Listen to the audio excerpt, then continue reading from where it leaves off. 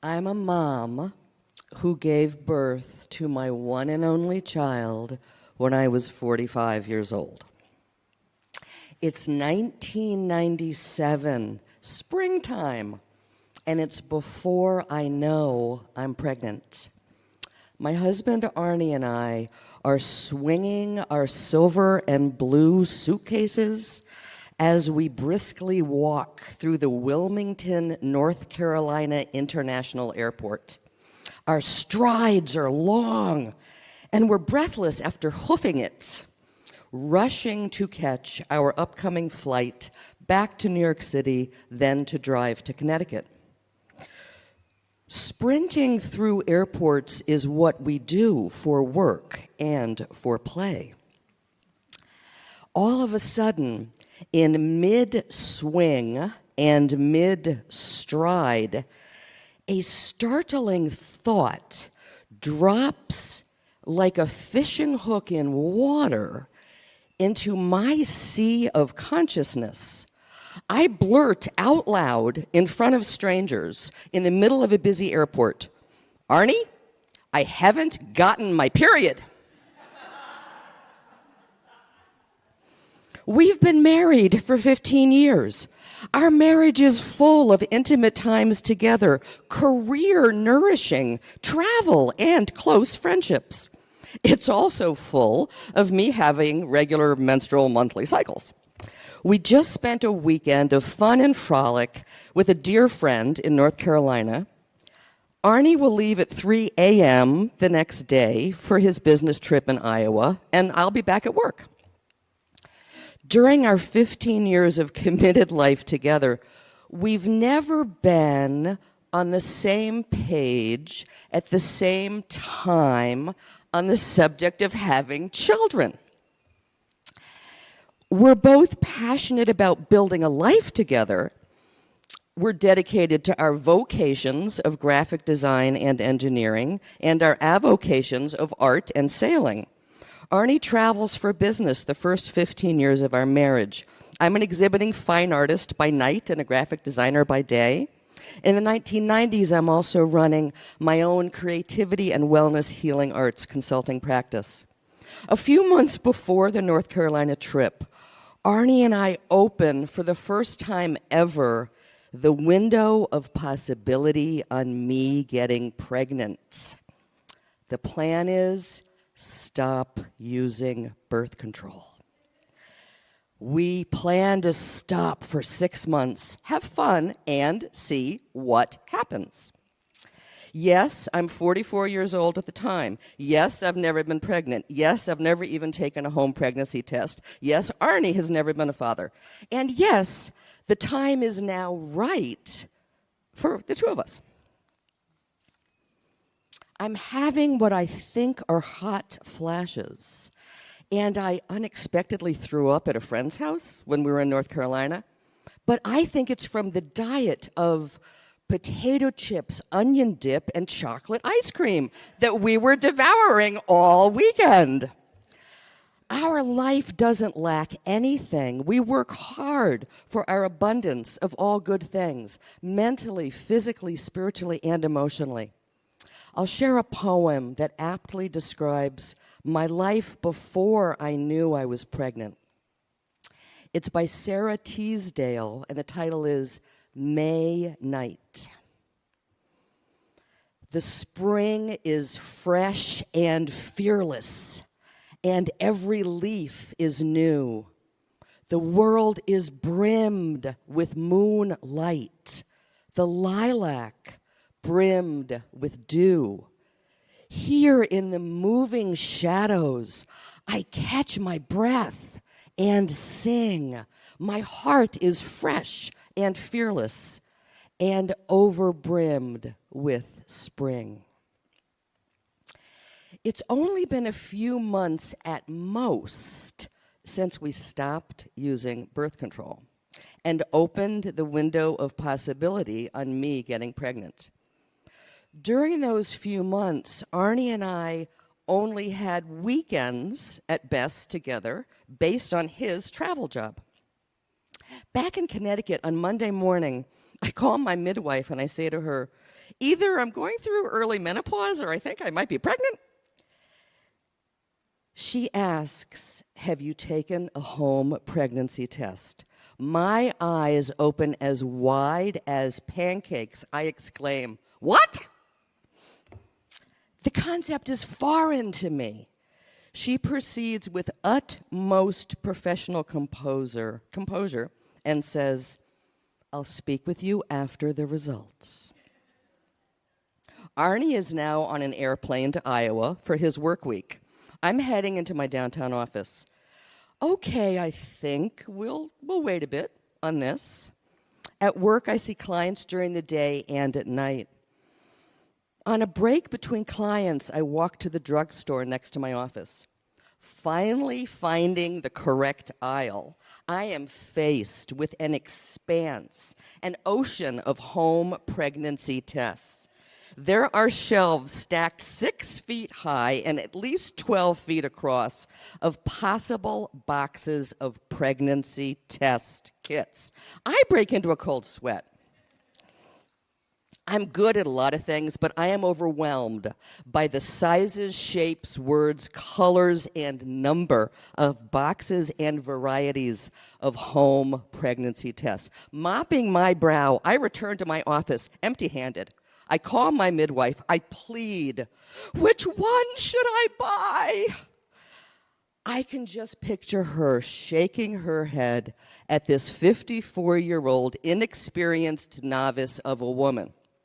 She keeps her voice calm and responds, choose any box that says early pregnancy test. I now have the right words. I'm armed with knowledge. I march back to the drugstore and purchase the product to bring home after work. Again, I pause. Arnie is out of town until Friday. I'm not doing this alone.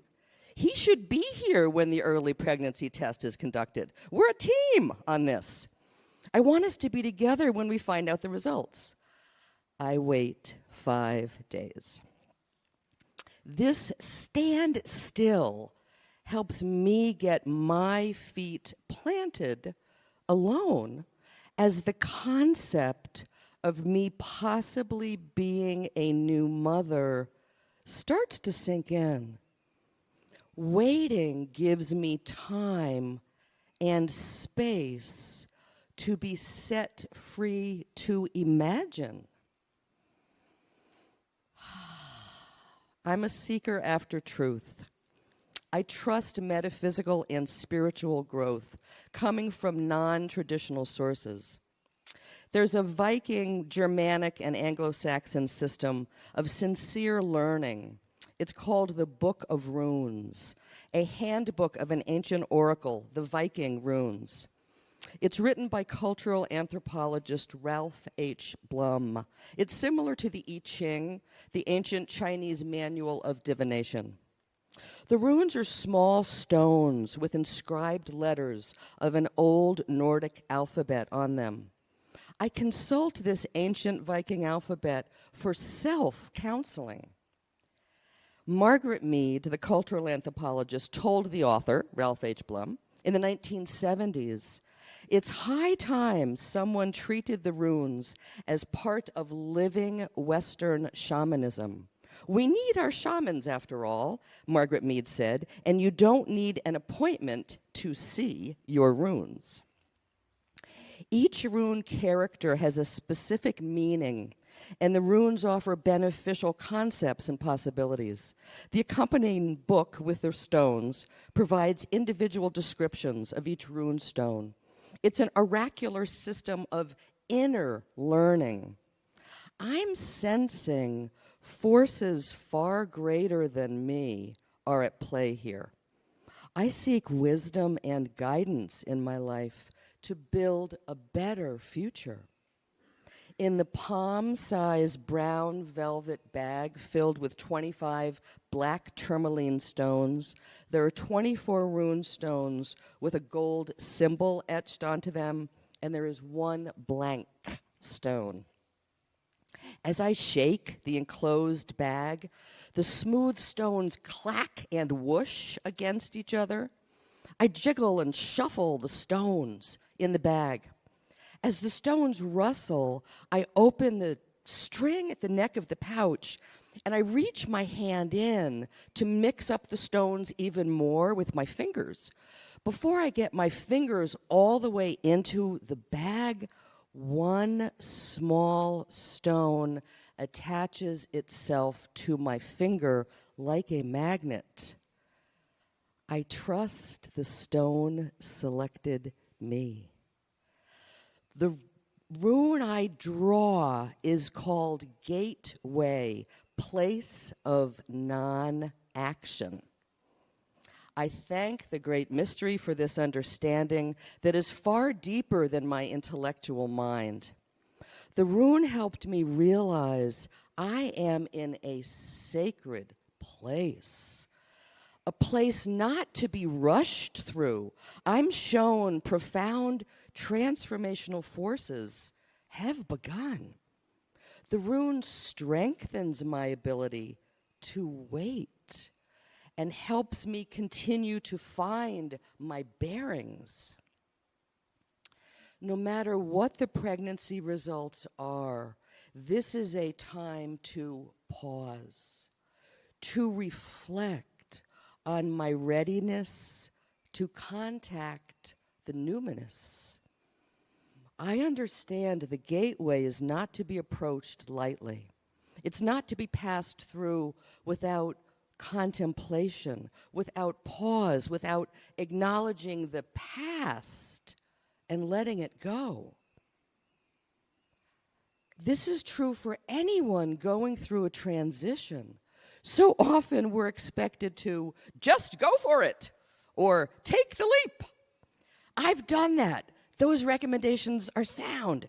Yet sometimes it's better to pause, to wait, to reflect. In the Book of Runes, there was a gateway meditation offered. I close my eyes, I breathe deeply, and I follow the guided meditation. Stopping and going internal connected my mind, my body, and my heart, and it brings me peace and insight. I wait. On Friday night, Arnie calls me when he leaves LaGuardia Airport. I know he'll be home around 9 p.m. I stand by. He knows I have the home pregnancy test kit at home. I place 4 purple candles on our honey-colored oak dining room table, one for each corner of the paper towel I place there. I draw 4 red hearts with a thin marker on each corner of the white paper towel. After Arnie gets home, I take the test and place the completed early pregnancy test strip on the towel within the halo of hearts. I light the tall candles, and we wait. After 10 minutes, the lines appear. Never having done this before, never having taken a home pregnancy test, we both keep staring at the test strip. I wonder, do the lines change, or do they go back and forth, or is this it? We realize the test is complete. We're parents. We quietly and deeply rejoice, our hearts open, as we begin to await our conceived child. My husband is a twin, and he is very close to his twin brother. He wants his twin brother to be the first to know that I'm pregnant and Arnie is a new father, and his twin brother is away for the weekend. Arnie wants to wait. We pause. We sit tight. That weekend, we walk around with this inner glow of sweet and secret joy radiating out of us. At the grocery store together, I'm sure strangers see the bright streams of pure light shining out of us. We carry our happy anticipation privately in our hearts for 3 days. Our pleasure isn't dispersed. It isn't shared yet. Our place of wonder grows deeper and more delicious. The waiting is exhilarating and grounding. It's just ours, no one else's. We savor it. This pause sets the tone for our entire parenting relationship. It provides a framework for being present with ourselves as individuals, with each other, and being present with our child. Caitlin Bartheims, the director of the Student Wellness Center at Dartmouth, writes, "A pause can be as fleeting as a moment, a breath, a heartbeat, or as lengthy as a deep conversation with oneself or someone else. The pause allows us to look upward and inward, to observe, to see what is going on around us, and to feel what is going on around us, and to decide how we will act in the world around us." The concept of pausing can be productive in many situations. Carl Jung, the Swiss psychoanalyst, wrote about the father archetype. An archetype is a pattern that connects the people of the world across time and culture. Jean Shinoda Ballin, MD, is a psychiatrist and Jungian analyst, and she writes about the mother archetype. According to Jung, the father archetype represents protector and provider, not necessarily to a child. When fathering an idea, in pausing, consider how to safeguard it and provide for its future. Dr. Bolin writes about the mother archetype representing nurturing and caring. When mothering a business, contemplate how to nourish it and encourage the growth of it. These qualities aren't found on spreadsheets, but within our own hearts. There's a space between reflection and intention. And that space allowed Arnie and me time to process, to breathe, to hold our intentions for our new child. As a pregnant woman, I was like an airplane filled with precious cargo. A commercial aircraft, when empty, weighs 220 tons. On occasion, when waiting for an available runway, the aircraft is fully loaded with passengers and luggage. The flight attendants are in place, and the captain and co-pilot have completed their pre-flight checklists. Sometimes, before the sound of the powerful engines begin to roar, the plane pauses and idles on the runway until it is cleared for flight. I did get big when I was pregnant, but I wasn't 220 tons. Like the airplane temporarily suspending motion on the runway, our waiting worked for us. Even though everything was in place and ready, our pausing at different intervals empowered us and inspired me. When our son was ready to be born 9 months later, we were ready to receive him wholeheartedly. Pausing yields space for purity. Respite sets aside time to be human. Standing still allows room for the unexpected, which may be far greater than anything planned. There is strength in pausing, and that awe-inspiring hiatus provides clearance for takeoff. Thank you.